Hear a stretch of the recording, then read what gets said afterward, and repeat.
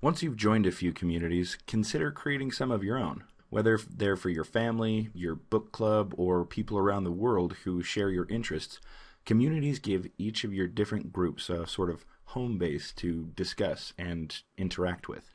Communities allow you to discuss many topics in your niche with many like-minded people, but with your own community, you get to decide what stays and goes. Let me show you what I mean. Let's go ahead and click this blue button that says Create Community. Left click. Once we do that, we'll be given the option for public or private.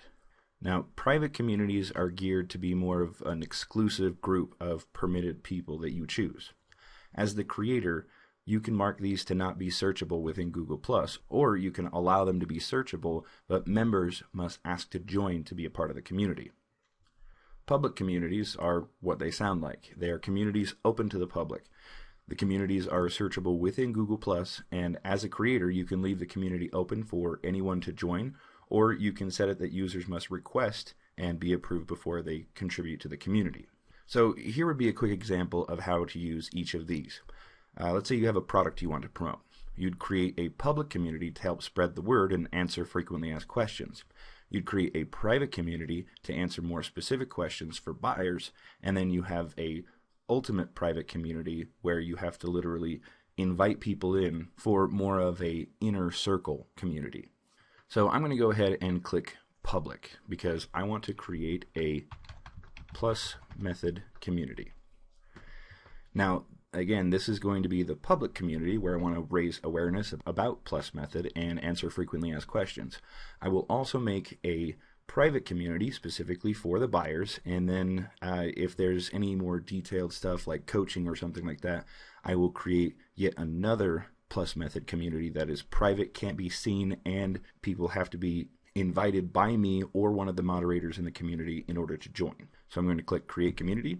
And of course, this is one cool thing I do like about Google Plus is that they say, hey, you may not necessarily want to create your own community because there's all of these other communities that might be more relatable to you, and maybe you could try joining one of those.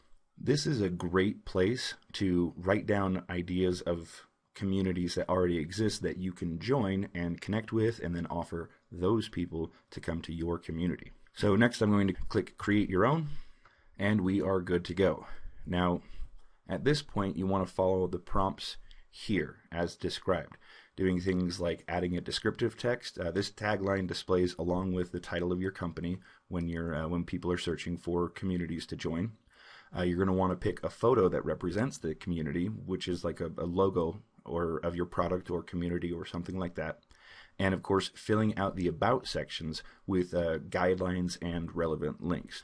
You're also going to want to add discussion categories to guide conversations. You can categorize your discussions, making it easier for your community members to find topics within your community. They can also post comments to the community and add those posts to specific categories to grow content throughout the community, as well as ask questions and have other people interact with.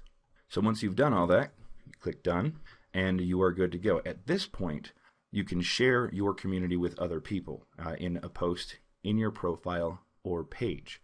You can also share this same exact link the same way on pages, communities, events, you name it. You can post this link and share it with everybody and encourage people to join your communities. Of course, you can send this invite to pretty much every possible demographic or section of your circles or extended circles or groups that you could possibly imagine.